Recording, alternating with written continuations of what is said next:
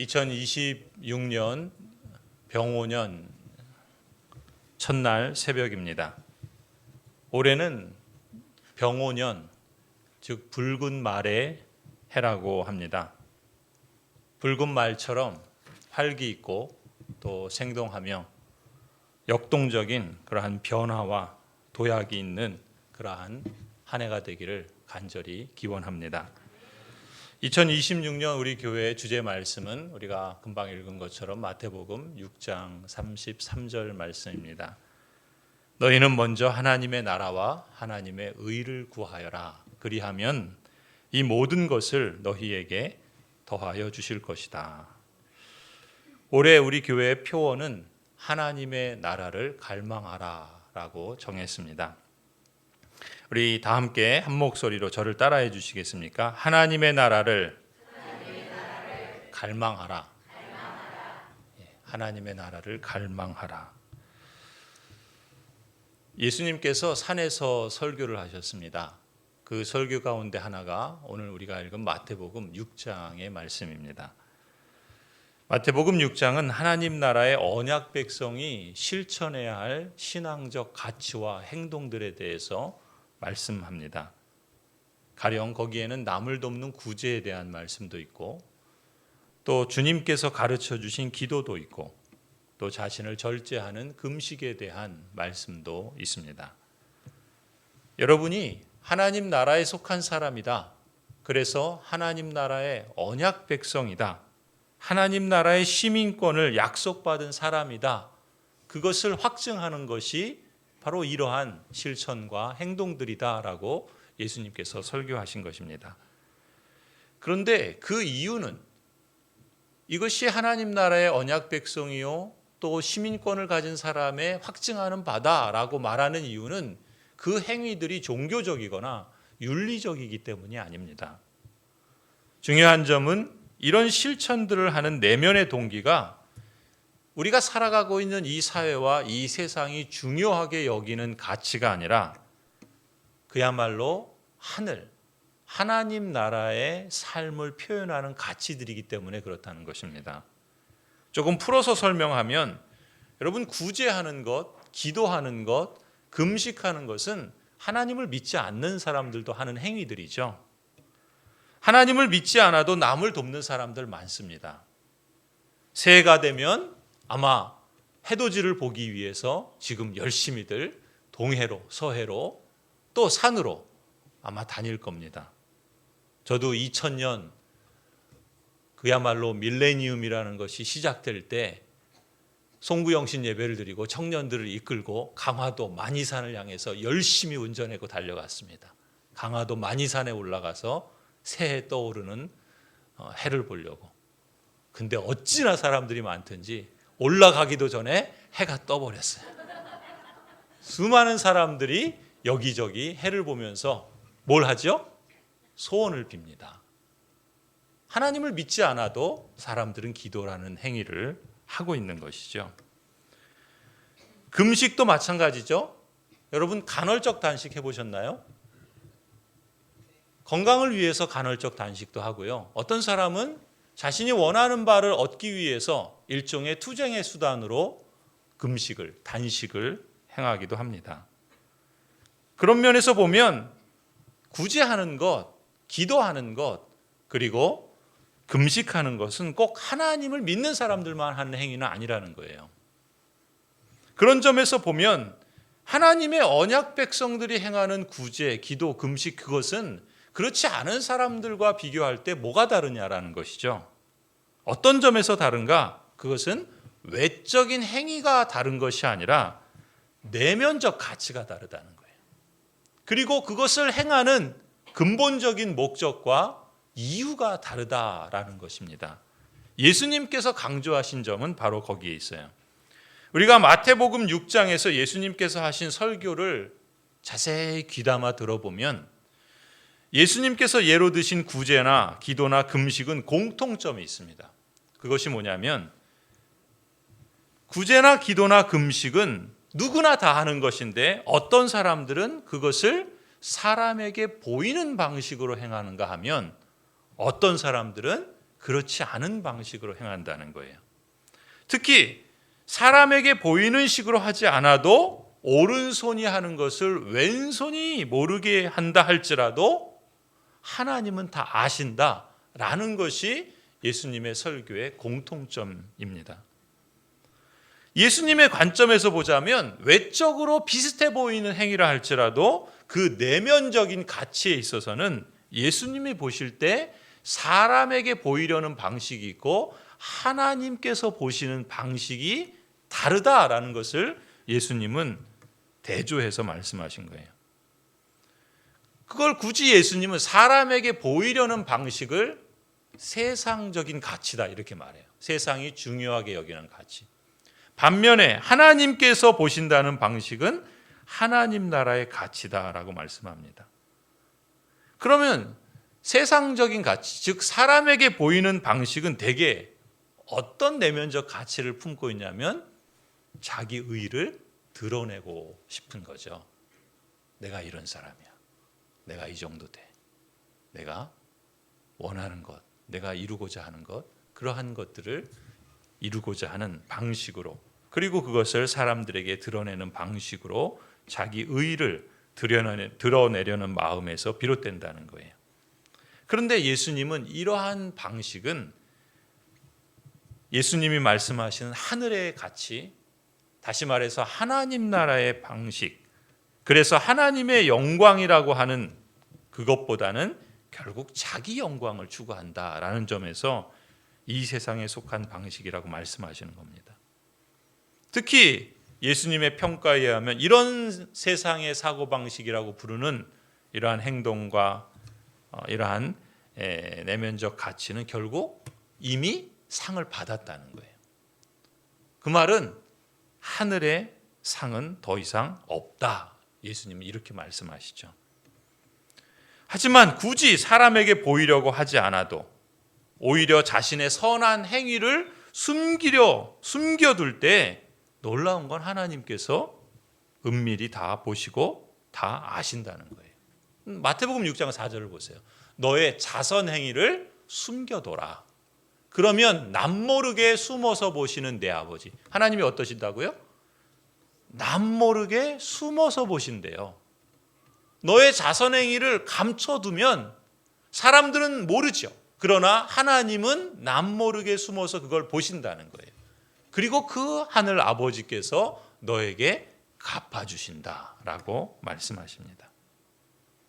예수님의 설교에서 보자면 하나님께서는 드러난 행위 이면에 마음속에 담긴 내면의 가치를 중시하는 분이다라는 것을 우리가 간파할 수 있죠.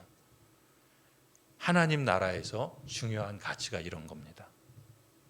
그리고 하나님 나라에 속한 사람들은 이런 가치를 추구하라고 예수님께서 설교하셨던 것이죠. 그러니까 하나님께서는 이러한 내면적 가치에서 비롯된 구체적인 실천들, 그것이 구제이든 기도이든 금식이든 아니 그 밖에 어떤 것이든 이렇게 내면적 가치에서 비롯된 실천을 주목하실 뿐만 아니라 상을 주신다라고 말씀하십니다.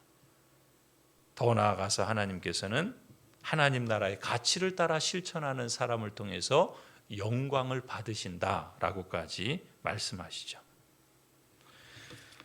영광을 받으시는 하나님께서는 은밀하게 겸손하게 행하는 성도의 구제에 대해서 친히 갚아주시는 분이시다라는 것이 성경의 예수님의 설교의 핵심입니다. 그래서 주님이 주시는 상과 그 영광은 쉽게 사라지거나 이 세상에서 국한되는 세상의 영광과는 비교할 수 없는 영원한 것이고 무거운 것이며 하늘에 쌓아두는 상이 될 것이다 라고 일깨워 주십니다.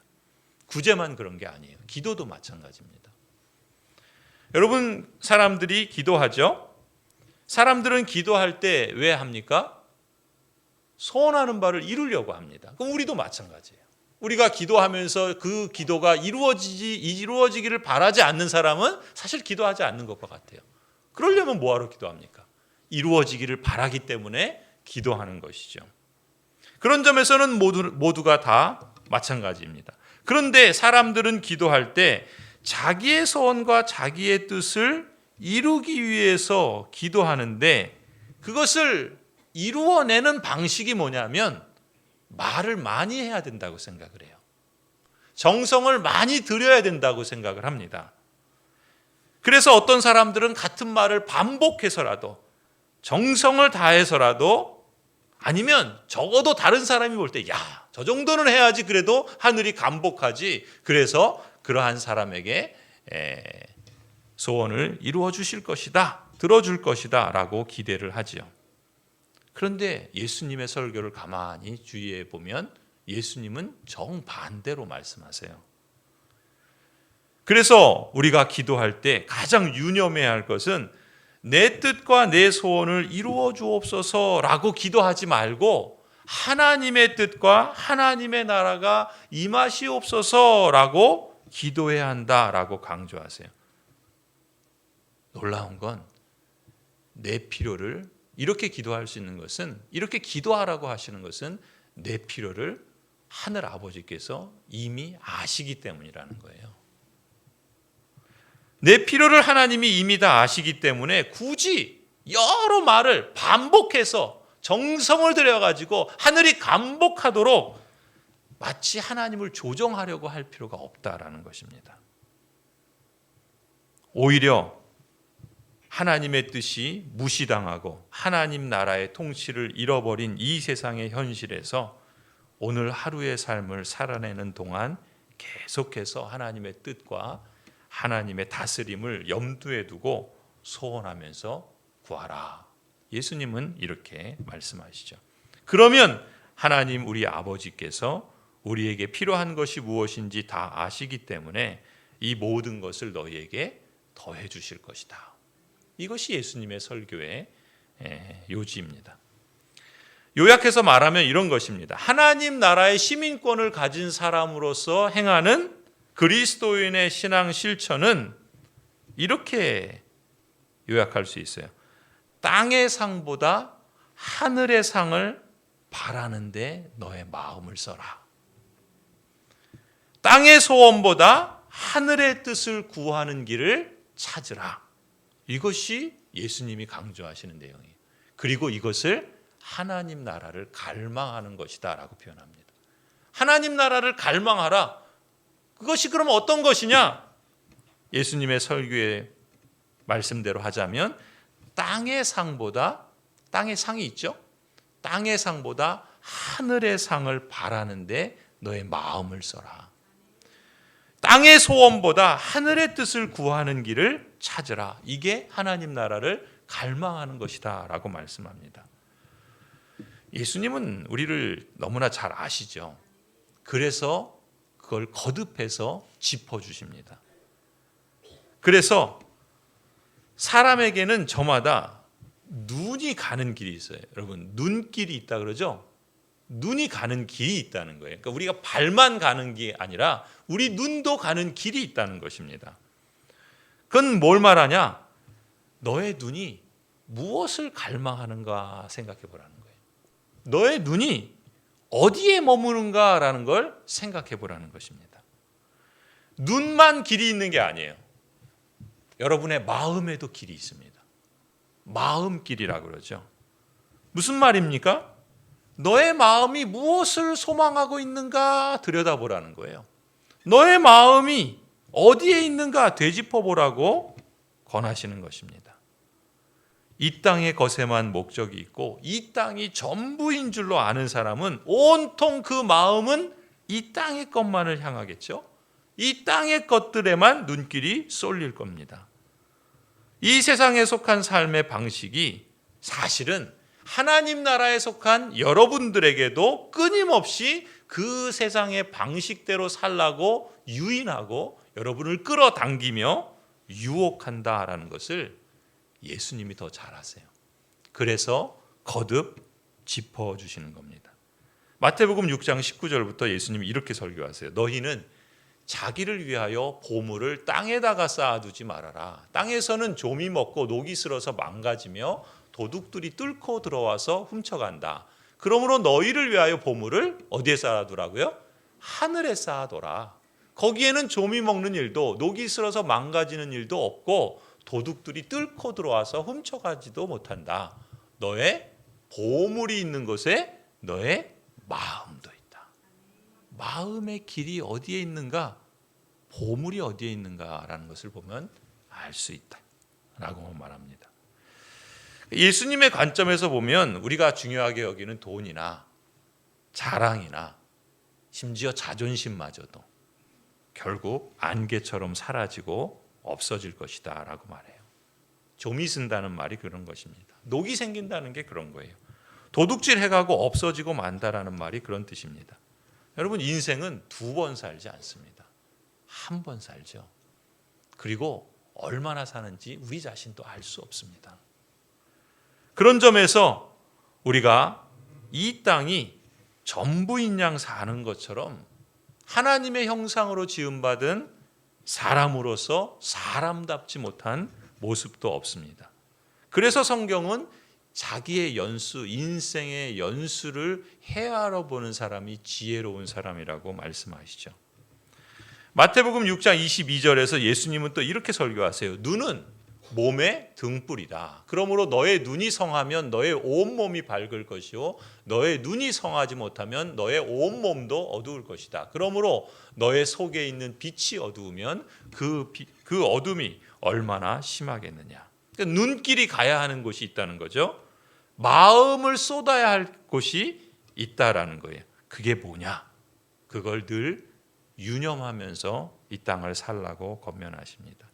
그런 맥락에서 너를 위하여 보물을 하늘에 쌓아두지 말고 하늘에 쌓아두고 너의 보물이 있는 그곳에 너의 마음도 있다라고 하신 것이죠. 그러니까 우리의 마음이 하늘에 있도록 해보라는 거예요. 그리고 우리의 마음의 눈이 하늘에 있어야 한다라는 것을 예수님께서 거듭 강조하시는 것이죠. 여러분, 근데 놀라운 것은 원래 사람은 하늘에 있었던 사람입니다. 하늘에 속한 사람들이었어요. 하나님께서 사람을 창조하실 때부터 사람은 하늘에 속한 자였죠. 이제 다시 예수 그리스도로 말미암아 하늘의 시민권을 가진 사람이 되었습니다. 그러니 그 하늘에 여러분의 마음을 두고 하나님 나라의 길을 추구하는 것이 어쩌면 우리에겐 너무나도 당연한 하나님의 부르심이라고 믿습니다. 그래서 올해 주제 말씀은 그런 우리 본질에 충실하자라는 뜻에서 제안하는 거예요. 하나님의 나라를 갈망하십시오. 하나님의 나라를 갈망하십시오. 이 말은 풀어서 말하면 여러분이 하나님의 나라를 갈망하면 땅도 덤으로 주신다는 거예요. 그것이 마태복음 6장 33절의 놀라운 진리입니다. 여러분, 목사로 사는 게 어떻게 보입니까? 그냥 웃지요? 목사로 사는 저는 어떻게 볼 것 같습니까?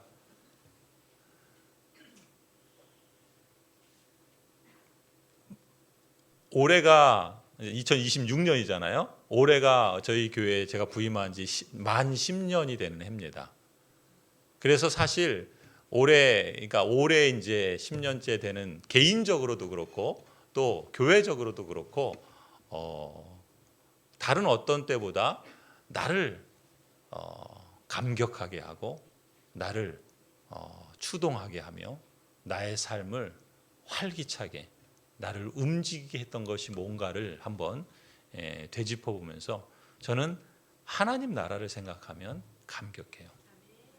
제가 학부를 졸업하고 신학을 일반 학교에서 공부를 하고 신학을 하게 된 중요한 계기는 사실은 하나님, 그 하나님에 대한 인식과 그 하나님이 얼마나 크고 위대하신가 그런 것들이 점점 커가면서 하나님 나라를 생각하면 참 감격에 찹니다. 그 감격 때문에 신학교를 갔고요. 또 사실 그 감격 때문에 이 길을 가고 있죠. 그런데 목사로 살다 보면 여러분도 그렇지만 목사도 이 세상에서 끊임없이 제가 그랬잖아요. 이 세상은 끊임없이 이 세상적 가치와 삶의 방식들을 끌어들입니다. 그렇게 살으라고, 그렇게 유인하고. 그러니까 사실 목사는 여러분보다 뭐 훨씬 더 그런 점에서 어려울 수도 있어요. 아마 여러분이 볼 때 그냥 웃는 것은 그걸 공감하는지도 모르겠어요. 그런데 사실은 그런 속에서도 놀라운 건 뭐냐면, 제가 이 올해 이제 이 주제 말씀을 묵상하고 또 이제 강화도 기도원 가서 이제 고민하면서 기도하면서 가졌던 생각이 뭐였는가? 나를 감격하게 하고 나를 움직이게 했던 그 가장 기본적인 그 하나님의 나라. 10년이 되면 이제 내 마음을 다시금 가장 본질에 충실한 것으로 거기에 두어야 되지 않을까.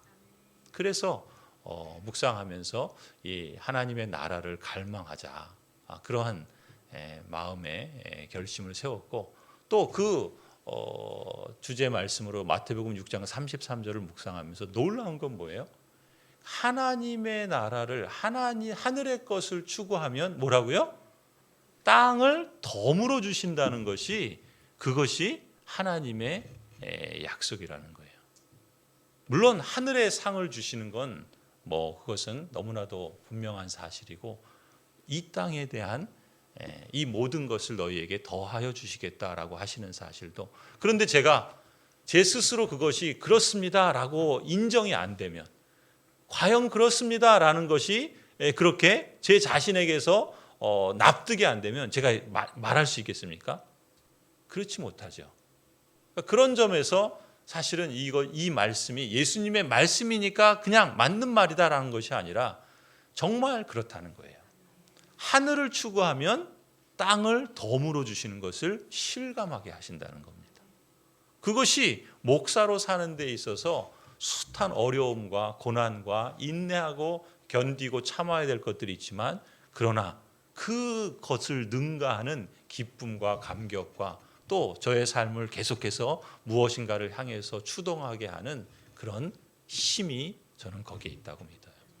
여러분들도 그런 점에서 하나님의 나라를 갈망해 보십시오. 하늘을 향하여 여러분의 마음을 두고 하나님의 뜻을 찾아보십시오. 그러면 하나님께서 놀라운 방식으로 일하시는 것을 여러분도 실감할 수 있으리라고 믿습니다. 여러분, 하늘에 속한 사람의 마음으로 살아가고 하나님 나라의 시민권을 가진 사람으로 날마다 그 길을 걸어가기를 소원합니다.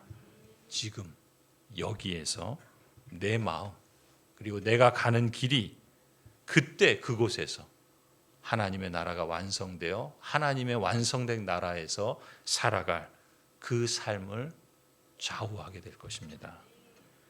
아니, 은밀히 보시는 하나님, 우리에게 필요한 것이 무엇인지 다 아시는 하나님께서는 지금 여기에서, 오늘 이 땅에서 살아가는 우리의 삶에 갚아주시고 더해주시는 그러한 복을 여러분도 실감할 수 있으리라고 믿습니다.